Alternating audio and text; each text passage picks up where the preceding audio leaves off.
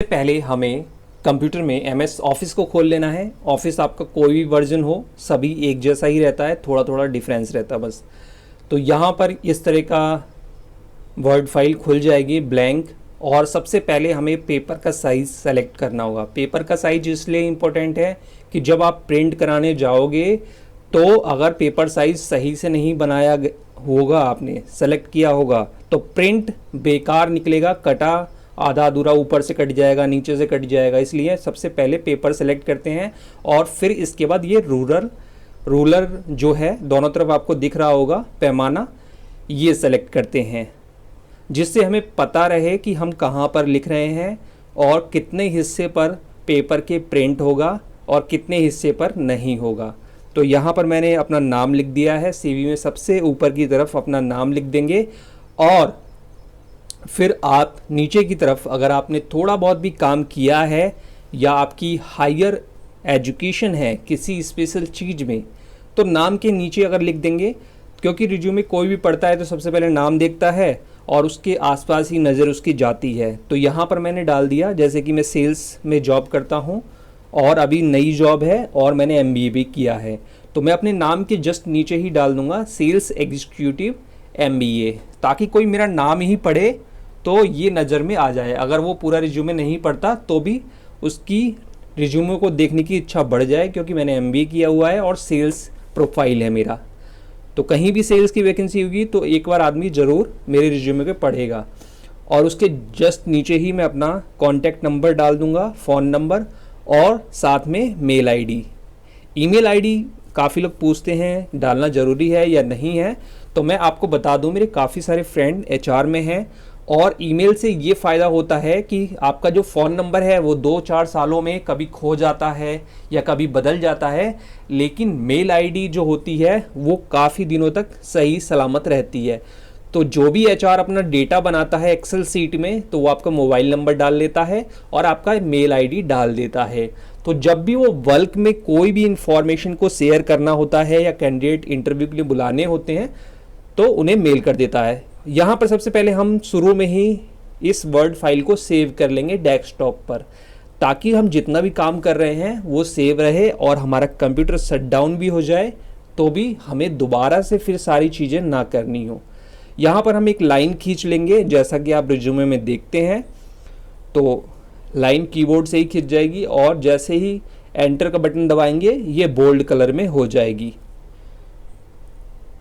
तो मैं कह रहा था कि मोबाइल नंबर और ईमेल ID सेव करके HR रखते हैं अपने कांटेक्ट के लिए। जब भी उन्हें कोई MBA का लड़का बुलाना होता है, कैंडिडेट बुलाना होता है, तो सारी मेल को सेलेक्ट करके एक साथ उस पर मैसेज भेज देते हैं। तो अगर आपकी मेल ID सही है, मोबाइल नंबर सही है, तो आप तक जल्दी इन्फॉर्मेशन पहुंचेगी। चाहे वो उस दिन पहुंचे, चाहे महीने बर्बाद, चाहे 2-4 साल, कभी भी ज़रूर कॉल आती है, क्योंकि मुझे इस तरह की बहुत सारी कॉल आती रहती हैं। अब सबसे पहले हम लिखेंगे करियर ऑब्जेक्टिव। करियर ऑब्जेक्टिव आपने देखा होगा सबसे ऊपर लिखना ज़रूरी है। ये एक तरह का आपका संक्षिप्त विवरण रहता है कि आप किस तरह की जॉब देखना चाहते हैं और किस तरह के एटीट्यूड वाले हैं।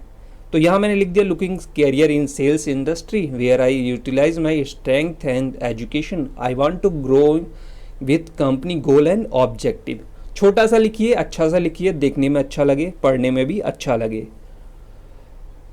एजुकेशन में मैं अपनी ये सारी डिटेल लिख रहा हूँ। MBA in marketing from Delhi university in 2002, BA 10th and 12th।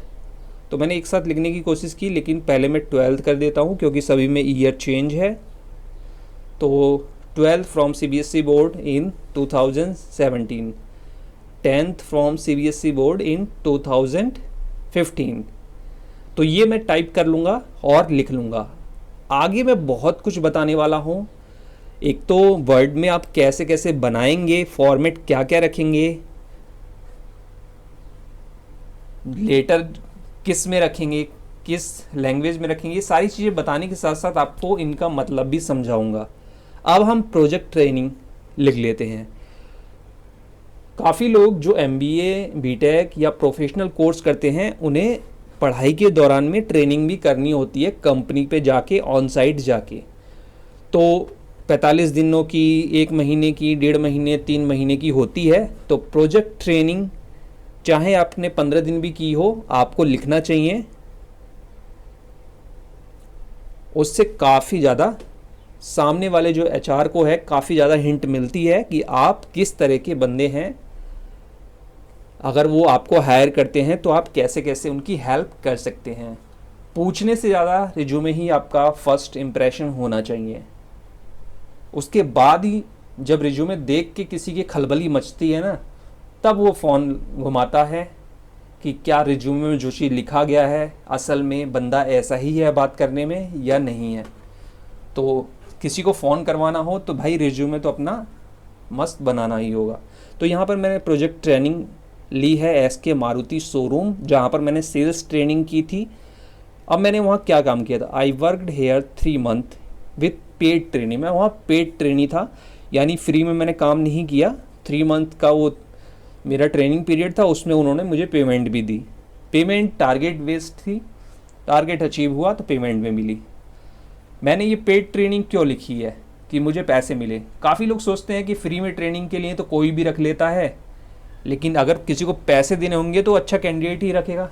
यानी एक तरह से मैं अपने को साबित कर रहा हूँ कि मैं अच्छा कैंडिडेट था, इसीलिए उन्होंने मुझे चुना और मुझे पैसे भी दिए मंथ के हिसाब से। तो वहाँ मैंने क्या क्या काम किया, और जैसे मैंने I have done 4 car sales in 3 month period, यानी मैंने 3 महीने में वहाँ काम किया, साथ साथ मैंने 4 कारें उनकी बिकवाई अपनी बदौलत। उसके अलावा जो उनकी काफ़ी सारी टीम थी, जो पेड वहाँ पे लोग ऑलरेडी काम करते हैं, ट्रेनी नहीं थे, वो परमानेंट एम्प्लॉय टाइप के काम करते हैं, उनको भी मैंने लीड किया, उनको समझाया सेल्स कॉल कैसे करनी है, कस्टमर से कैसे बात करनी है, कहाँ से आप डाटा ले सकते हैं, ये सारी चीज़ें। तो ये मैंने संक्षिप्त में लिख दिया। I learn team handling, corporate work and customer behaviour from this job. मैंने इस जॉब से ये चीज़ें सीखी। तो प्रोजेक्ट ट्रेनिंग में मैंने ये लिख दी, BTech, MBA, MCA, professional courses वालों को अगर कोई एक्सपीरियंस नहीं है तो प्रोजेक्ट ट्रेनिंग लिखना बहुत ही ज़रूरी है और बहुत ही ज़्यादा फ़ायदा करता ही करता है।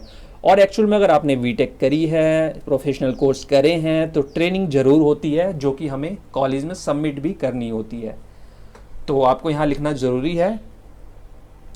और बहुत जगह प्रोजेक्ट ट्रेनिंग में आपको सर्टिफिकेट भी दिया जाता है। मैक्सिमम 90% सर्टिफिकेट आपको मिलता है, 10% बहुत सारी ऐसी जगह होती हैं जहाँ पर हम अनऑथराइज रूप से काम करते हैं एक ट्रेनिंग लेने के लिए, तो वहाँ पर हमें सर्टिफिकेट नहीं मिल पाता। जैसे कि आप अगर एमबीए कर रहे हैं और किसी छोटे कॉलेज से कर रहे हैं, तो BMW के कार शोरूम में आपको ट्रेनी नहीं रखा जाएगा। अब आप कहेंगे ऐसा कैसे? ऐसा ही है, क्योंकि वहाँ पर जो ट्रेनी रखे जाते हैं वो already high quality, high class MBA college होते हैं, वहाँ से वो ट्रेनी के लिए रखते हैं। लेकिन मेरे काफ़ी सारे फ्रेंड ने इस जगह पे, इस तरह की जगह पे ट्रेनिंग की थी, जैसे उनके कोई दोस्त वहाँ पे काम कर रहे हैं या मैनेजर से जान पहचान है, तो वो एज ए ट्रेनी रख लेते हैं।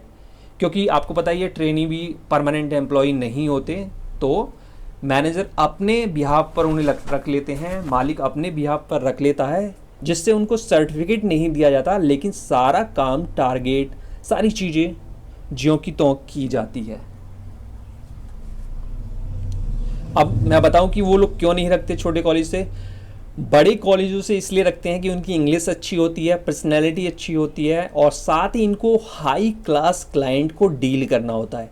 तो बड़े कॉलेज, महंगे कॉलेज में जो लड़के पढ़ रहे हैं ऑलरेडी, वो बड़े घरों से होते हैं और उनके कॉन्टैक्ट अपने रिलेटिव्स में बहुत ज़्यादा होते हैं, जो कि खुद ही हाई क्लास होते हैं, जो इस तरह की कार लेने की क्षमता रखते हैं।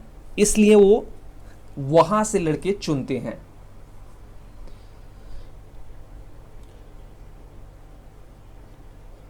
तो यहाँ पर मैंने पर्सनल इन्फॉर्मेशन में लिख दिया।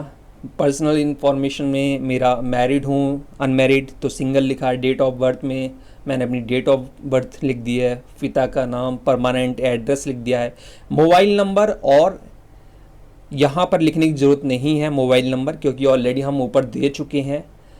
अब मैं ट्रेनिंग के नीचे आपको मैंने बताया स्ट्रेंथ एंड वीकनेस का भी एक कॉलम बनाना चाहिए, और काफ़ी लोग बनाते हैं अगर वो फ्रेशर हैं या 6 महीने से कम की नौकरी की है। तो स्ट्रेंथ एंड वीकनेस में आपसे क्वेश्चन भी पूछा जाता है, और साथ ही साथ पता चलता है कि आपकी मजबूती और कमजोरी क्या है। तो यहाँ पर मेरी मजबूती है लर्निंग एटीट्यूड, यानी मैं हमेशा सीखने की कोशिश करता हूँ, और एक तरह से मैं सीखने में विश्वास करता हूँ। सेल्फ मोटिवेटेड पर्सन, यानी मैं खुद से मोटिवेट होता रहता हूँ किसी भी काम करने के लिए।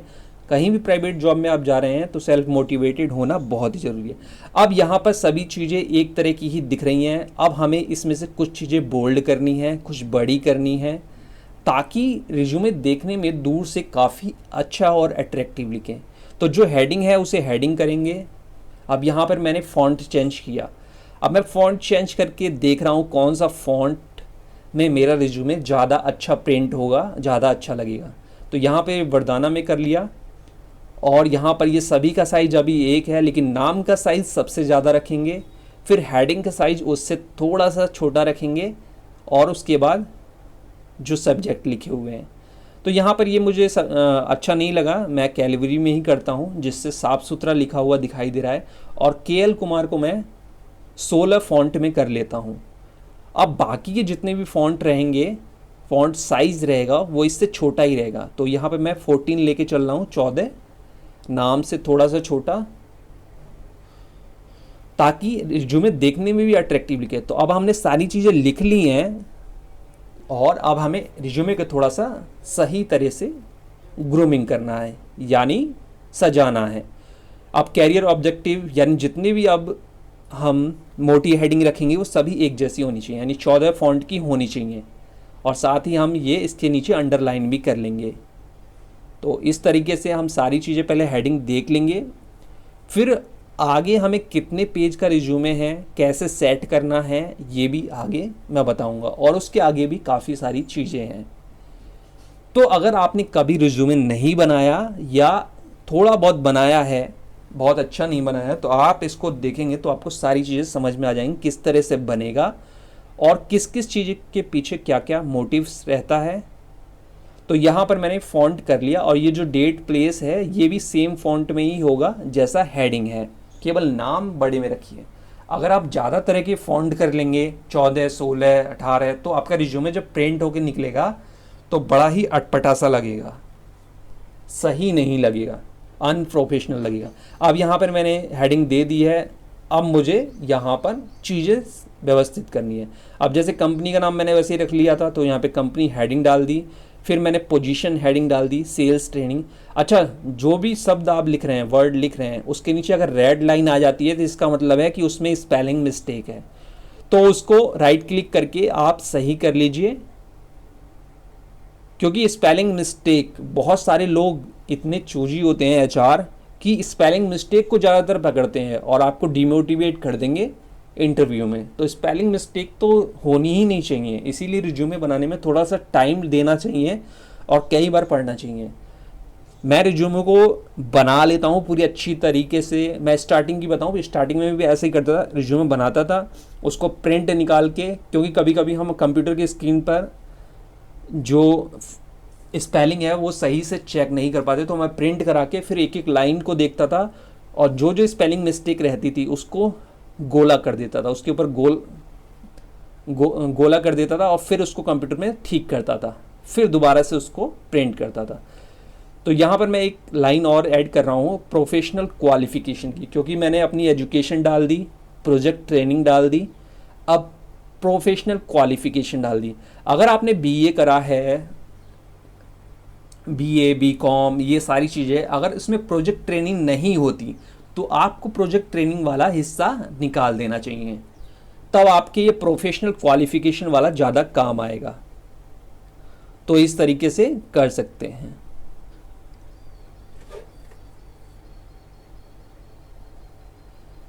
यहाँ करिकुलम एक्टिविटीज़, यानी मैंने अपने कॉलेज या पढ़ाई के दौरान या पढ़ाई से बाहर मैंने क्या क्या खेल कूद की एक्टिविटी की है, किस एक्स्ट्रा चीज़ में मुझे मेहनत हासिल है, या मेरी हॉबी क्या है।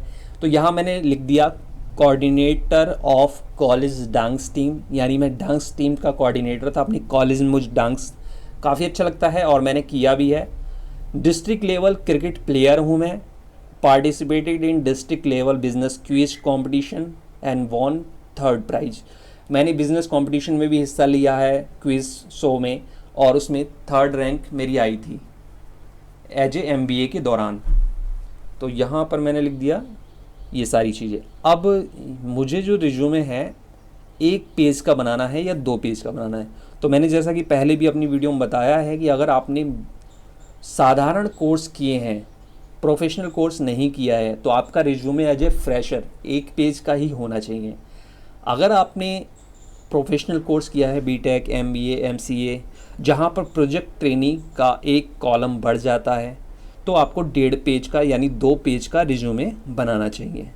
तो यहाँ पर MBA कैंडिडेट है ये, और मैं MBA कैंडिडेट हूँ और मैं यहाँ पर 2 पेज का बना रहा हूँ। इस तरह से इसको फ़ॉन्ट को अब सजाना है।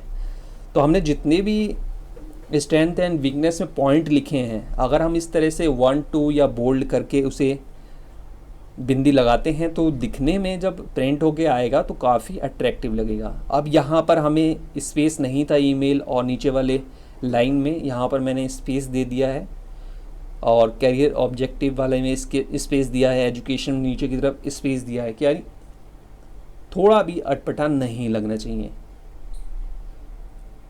क्योंकि कहते हैं first impression is last impression. तो यहाँ प्रोफेशनल क्वालिफ़िकेशन में मैं कई लाइनें और जोड़ सकता हूँ। अगर मुझे लगता है कि मेरा 2 पेज का रिज्यूमे बन रहा है और दूसरा पेज 30% से ज़्यादा नहीं भरा, यानी 70% खाली है, तो हमें कोशिश करनी चाहिए कि दूसरा जो पेज है वो 50% तो भरी जाए, 40% फिल हो जाए। तो उसके लिए मैं क्या करूँगा, यहाँ पर कुछ चीज़ें मैं बढ़ा रहा हूँ, जैसे Google internet marketing certified, 6 sigma beginner level certified. 6 sigma क्या होता है कि MBA जो भी करता है या BTech जो भी करता है, तो वो 6 सिग्मा का एक सर्टिफिकेशन कोर्स होता है जो कि बहुत अच्छा माना जाता है, वो कोर्स है। तो यहाँ पे कई लेवल के कोर्स होते हैं, ये मैंने बिगनर लेवल किया है, तो ये मैंने लिख दिया। यहाँ पर लिखना ही इम्पोर्टेंट नहीं है, उसके बारे में आपको मालूम भी होना चाहिए, और साथ ही साथ अगर कोई सर्टिफिकेट है, डॉक्यूमेंट हैं उसके सपोर्ट में, तो वो डॉक्यूमेंट भी आपके पास होने चाहिए, क्योंकि HR किसी भी समय सारे सर्टिफिकेट और डॉक्यूमेंट मांग सकता है जो भी चीज़ आपने लिखी है। तो ध्यान रखिए, लिखने से पहले आपके पास प्रूफ होना चाहिए, या बहुत सारी चीज़ें ऐसी होती हैं जो कि हमें आती हैं और अगर उसमें से कोई पूछता है तो हम बता सकते हैं, तो वो भी चीज़ें आप लिख सकते हैं। जैसे MS ऑफिस हो गया, वर्ड हो गया, टैली हो गया, कंप्यूटर चलाना हो गया, इंटरनेट हो गया, ईमेल मार्केटिंग हो गई, इस तरह की चीज़ें। तो यहाँ करिकुलम एक्टिविटीज़ में भी मैं एक लाइन ऐड करूँगा ताकि मेरा रिज्यूमे थोड़ा सा सही हो जाए, यानी 1.5 पेज का जो रिज्यूमे है वो सही तरीके से 1.5 पेज का ही रहे 2 पेज में, वरना दूसरा पेज थोड़ा सा लिखा दिखाई देगा और पूरा खाली दिखाई देगा, जो कि अच्छा नहीं होता। इम्प्रेशन मैंने दिखाया ये गलत था, तो इसको मैंने राइट क्लिक करके सही कर दिया। बहुत सारे सजेशन आपके वर्ड में आते रहते हैं MS वर्ड में। तो अब थोड़ा सा देखने दिखाने लायक ये हो गया है रेज्यूमे, और अब मुझे ये पर्सनल इन्फॉर्मेशन को नीचे में शिफ्ट करना है, यानी दूसरे पेज पर, और बाकी चीज़ें ऊपर की तरफ। थोड़ा सा मैं इसको बढ़ाऊंगा क्योंकि थोड़ा खाली खाली दिख रहा है, तो जितनी लाइनें बढ़ सकती हैं उतनी आप बढ़ा सकते हैं। यहाँ पर इस तरीके से हम सबसे पहले इसी तरह से लिखेंगे। सबसे पहले हमें क्या करना है कि अपना MS वर्ड में जो पेज साइज है उसको सेट करना है, रूरल को सेट कर लेना है, साथ ही फिर इन्फॉर्मेशन को लिखना है। उसके बाद इन्फॉर्मेशन में कहाँ गलतियाँ हैं उसको सही करना है, फिर हेडिंग डालनी है, हेडिंग बनानी है, फ़ॉन्ट साइज ठीक करना है। अब ये देखिए 2 पेज का रिज्यूमे इस तरह से दिख रहा है। अब इस कैंडिडेट ने MBA किया हुआ है तो 1 पेज का रिज्यूमे भी नहीं बना सकते, क्योंकि प्रोजेक्ट ट्रेनिंग होता है। कई वैसे तो मैंने एक ही लिखा है, लेकिन मुझे 2 प्रोजेक्ट ट्रेनिंग मेरे किए गए थे। एक में 15 से 20 दिनों की ट्रेनिंग होती है और एक में प्रॉपर 1.5 से 3 महीने की ट्रेनिंग होती है, तो मैंने 3 महीने वाला डाला है। अगर मुझे थोड़ी और अच्छी डिटेल देनी है तो मैं वैसे डाल सकता हूँ। अच्छा, ये फ़ोटो कैसे लगेगा? अगर आप वर्ड फाइल में वैसे फ़ोटो लेके आएंगे तो वो सही तरीके से सेट नहीं होगा। इसके लिए आपको एक बॉक्स लेके आना है। तो ये मैं बॉक्स लेके आ गया हूँ, पीछे करके वीडियो देख सकते हैं मैं बॉक्स कैसे लाया था। बॉक्स के अंदर हम कर्सर को रखेंगे और उसके बाद हम कोई भी फ़ोटो लाएंगे तो वो ऑटोमेटिक बॉक्स में फिट हो जाएगी। तो वर्ड में ये सबसे बड़ी दिक्कत आती है कोई भी फ़ोटो लगाने की। तो फ़ोटो लगाएं, सबसे पहले आपको बॉक्स लेके आना है। बॉक्स कैसे लेके आएंगे, थोड़ा सा वीडियो को पीछे करिए, देख लीजिए मैं कैसे लेके आया हूँ। और उसके अंदर फ़ॉन्ट कर्सर को क्लिक करके रख लेंगे और उसके बाद हम इसी वर्ड फाइल में से फ़ोटो लेके आएंगे जो भी कंप्यूटर में हमने सेव कर रखा है, और ऑटोमेटिक फ़ोटो जो है आपके बॉक्स के अंदर सेव हो जाएगी। अब आप इस बॉक्स को कहीं भी प्लेस कर सकते हैं, कहीं भी ले जा सकते हैं, कुछ इस तरीके से। तो फ़ोटो लगाने की ये बहुत अच्छी ट्रिक है जो कि बहुत ही दिक्कत करती है। जो नया कैंडिडेट कोई भी रिज्यूमे बनाता है वर्ड फाइल में तो बहुत दिक्कत आती है फ़ोटो रखने में। तो इस तरह से फ़ोटो आप अपना रख सकते हैं। फ़ोटो रखना ज़रूरी भी है, आप रख लीजिए। अगर किसी को मेल से व्हाट्सएप से अपना रिज्यूमे भेज रहे हैं तो फ़ोटो लगा रहता है तो काफ़ी अच्छा होता है। अगर प्रिंट करा रहे हैं तो फ़ोटो ना लगाएं, अलग से फ़ोटो आप पासपोर्ट से बना के रखें, और जब वो प्रिंट हो जाए तो फ़ोटो लगाकर अपना कहीं भी सबमिट करें। लेकिन अगर ईमेल से भेज रहे हैं, व्हाट्सएप से भेज रहे हैं, किसी भी तरह से डिजिटल माध्यम से, तो फ़ोटो ज़रूर लगाएं। वीडियो अच्छी लगी है तो लाइक शेयर ज़रूर करें और चैनल को सब्सक्राइब कर लें।